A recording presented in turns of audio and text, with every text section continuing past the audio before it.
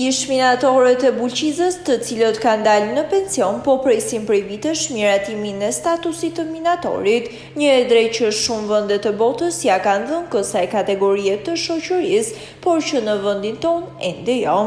Premtimet majtas e djathtas kanë rënë në vesh të shurdhër, pasi për minatorët nuk ka ndryshuar asgjë.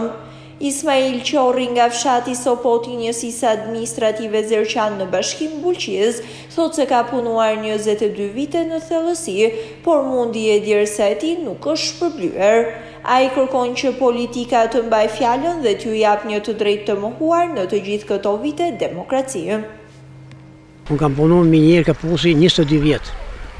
Dhe po presim statusin në çdo kusht, sepse na premtu disa herë dhe kjo nuk po realizohet.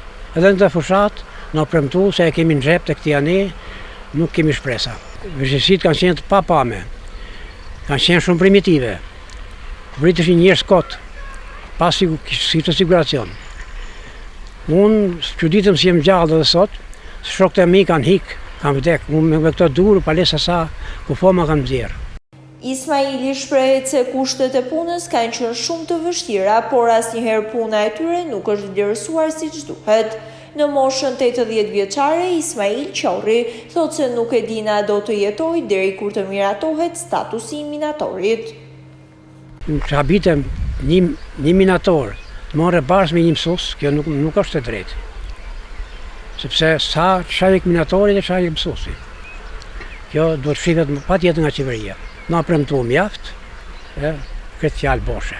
Nuk e di, se unë jem rreth 80 vjeç, a do të ha dhe unë i di statusin ajo.